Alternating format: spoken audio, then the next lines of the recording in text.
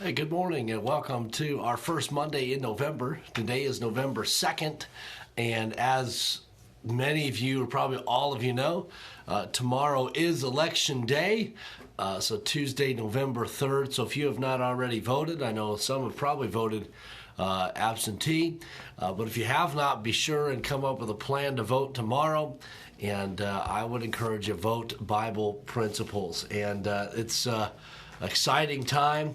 We've got the election tomorrow. We've got snow on the ground. Spring's coming here in northern Michigan a little early on Wednesday. It's supposed to be 50, 60 degrees. So we're going to lose all that snow. But, man, it's an exciting time. Looking forward to Christmas coming as well, just around 50-some days. And it's coming very soon. We had a great time at church yesterday and great fellowshipping with God's people and a great time of prayer last night for our country and for the election. And I would encourage all of you to continue to pray specifically for our country the next 2 days. And looking forward to what God's going to do in our country. Let's look at Psalm 38 this morning. And my wife is on here. That's good. So good morning, Ingrid. And thank you for commenting there. And that's a blessing to know that your wife is actually listening to you and not tired of hearing you. So that's great. Psalm 38. We're going to go ahead and start at the beginning once again and kind of work our way down. We only got a couple verses into this on Friday, and so stick with me if you would. In Psalm 38, the Bible tells us, "O Lord, rebuke me not in thy wrath, neither chasten me in thy hot displeasure. For thine arrows stick fast in me, and thy hand presseth me sore. There is no soundness in my flesh because of thine anger, neither is there any rest in my bones because of my sin. Mine iniquities are gone over my head as a heavy burden. They are too heavy for me. My wounds stink and are corrupt because of thy foolishness. I am troubled. I am bowed down greatly. I go mourning all the day long. For my loins are filled with a loathsome disease, and there is no soundness in my flesh. I am feeble and sore broken. I have roared by reason of the disquietness of my heart." We're going to stop there for just a moment. David here writing, and there's some... they're not sure whether David is talking about this sin that may be in his life and the results of it. It may be that he has some disease that he is suffering through right now. But either way you look at it, David's in a pretty rough spot. Whether it's the consequences of his sin and the guilt that he is feeling, or his body has been ravaged by disease. And you see where he's at, verse number 8, "I am feeble and sore broke. I have roared by reason of the disquietness of my heart." And so that, if either way you take it, we see the difficulty that David is going through.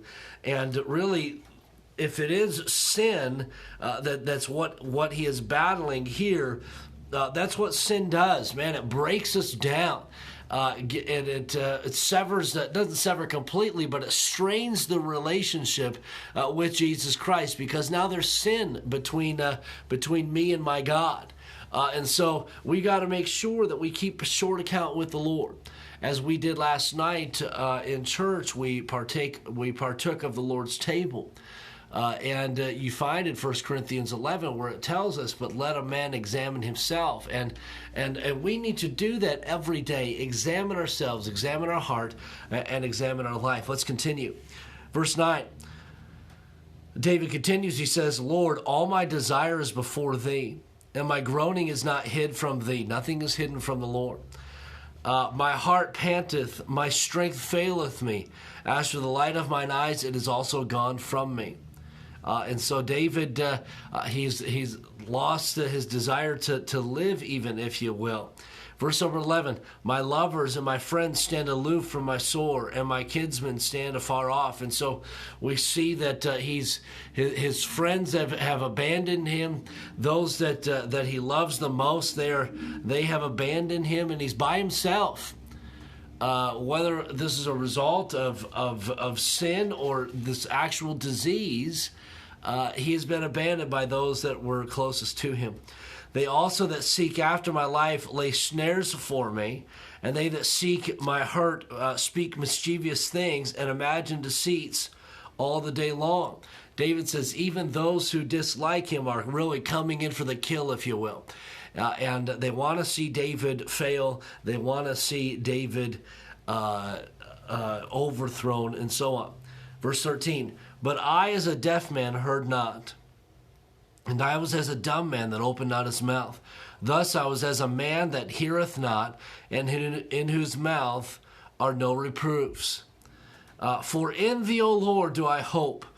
Thou wilt hear, O Lord my God. For I said, hear me, lest otherwise they shall rejoice over me. When my foot slippeth, they magnify themselves against me.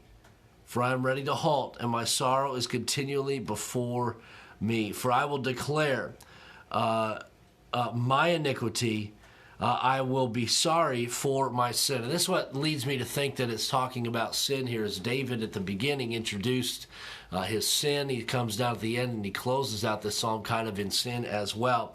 And he says he's gone through all this difficulty. He's lost friends. His enemies are sitting there waiting for the kill. And he says, thus, and then he says, man, he didn't respond to the criticism. He didn't even listen to it. And he says in verse number 16, or I'm sorry, verse number 15, for in thee, O Lord, do I hope. Thou wilt hear, O Lord my God.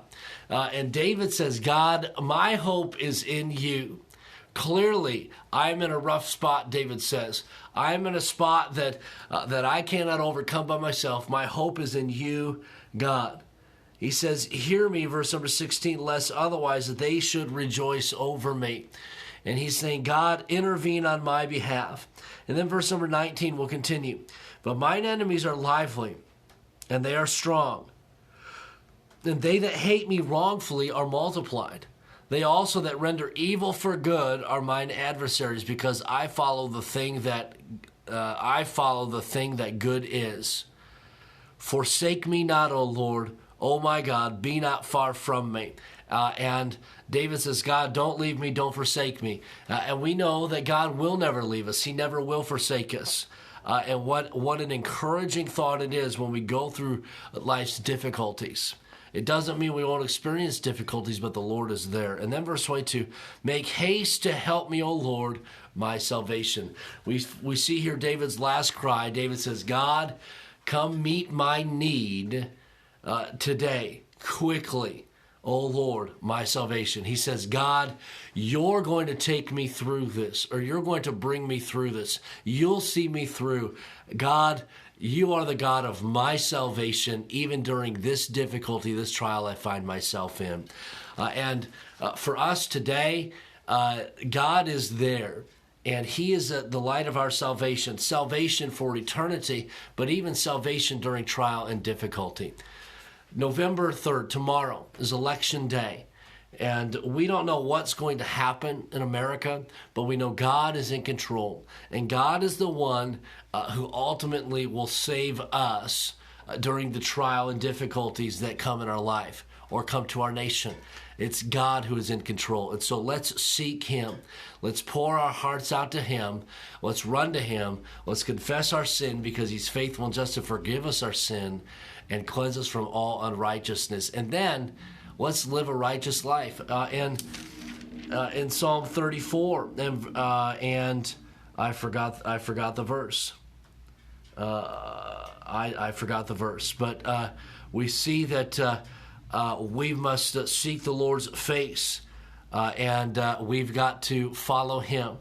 And we must live for him each and every day. And it's actually Psalm 14. I'm sorry, it's not even Psalms. It's Proverbs 14 and verse number 34. As we think about the life that we're to live, as we think about our country, think about the trials we find ourselves in. In Proverbs 14, verse 34, it tells us righteousness exalteth the nation, but sin is a reproach to any people. And so just as David was confessing his sin and trying to get right with the Lord individually, we must do that so that as a nation righteousness exalteth the nation, sins are reproached to any people. We want to be a people that are characterized by living righteously. Well, I want to leave you with those thoughts for the day. And thank you so much for joining me this morning. Stephanie, good morning to you, and hope you have a great day at school. And looking forward to what God has for us. Be sure and let's live for the Lord today. Let's keep a short account with the Lord. And hey, tell somebody you love them today. Share with them the gospel of Jesus Christ. Lord bless you. We'll see you tomorrow.